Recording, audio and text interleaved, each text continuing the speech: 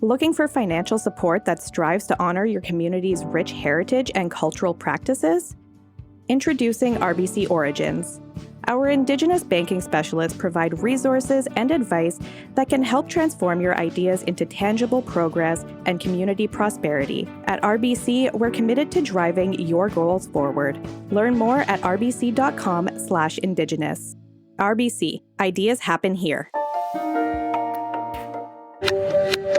I'm Rick Harp. This is your APTN News Brief for Monday, July 28th. We start in Saskatchewan, where the James Smith Cree Nation will be going under the financial microscope. Located near Prince Albert, the nation informed its members via letter Friday that Indigenous Services Canada and the accounting firm KPMG will jointly conduct a forensic audit of James Smith finances. The audit will date back more than 7 years, all the way to April 2018. Chief Kirby Constant says he welcomes the move and hopes the audit will answer questions like what happened with $1 million in federal pandemic funds James Smith was supposed to receive from the Federation of Sovereign Indigenous Nations. Constant says James Smith was also supposed to receive another $6.5 million from the Federation for protective equipment, but only got $5.5. Meanwhile, the FSIN is in the midst of its own forensic audit. The James Smith leader says all official audit updates will be posted to the First Nations Facebook page. Still in Saskatchewan, where wildfires continue to wreak havoc, some communities have been evacuated for over a month now, with a number of evacuees relocated out of province. And as Rachel May reports, some northern leaders say other levels of government must do more. We have wildfires running rampant throughout our communities. Métis Nation Saskatchewan Northern Representative Brennan Morasti says frustrations are high in the northwest of the province. Outside our community borders, and so right across our Métis footprint, which is raising a lot of concerns because our traditional lands and resources and livelihoods are at stake. There are currently 55 wildfires burning in Saskatchewan, and 11 communities have been evacuated. MNS has issued a state of emergency for Northern Region 3 in northwest Saskatchewan, one of 12 regions the Métis Nation represents. It includes Lacrosse and 5 other communities currently under evacuation.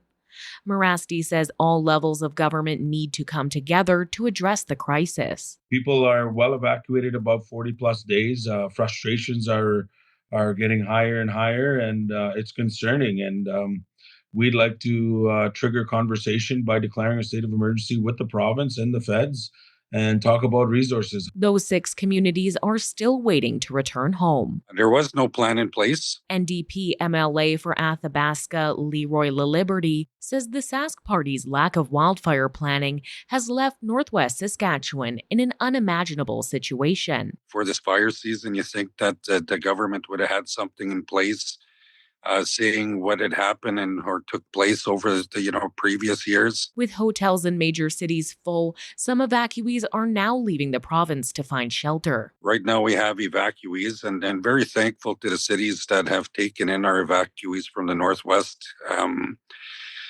We have evacuees that made way to Cold Lake, Alberta, into Lloydminster, and also that of as far as Fort Saskatchewan. LaLiberty says Northerners need their voices amplified to keep their communities safe. I said from the beginning is that the provincial government is forgetting that Northern Saskatchewan is a part of this province and that they're important, they matter, and they belong. Rachel May, APTN National News, Saskatoon.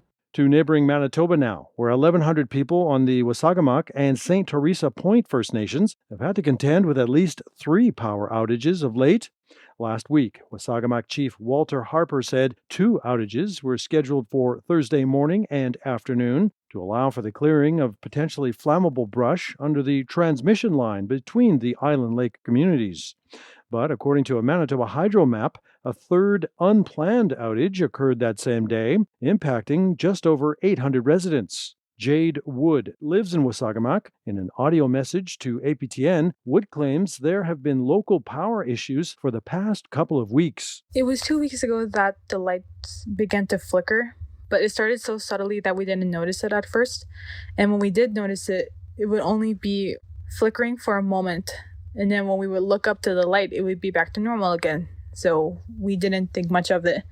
But it wasn't until a few days ago that the power turned off unexpectedly during work hours, and we were all nervous because we didn't know when it would come back on, and we had to use our emergency generators for those that have one.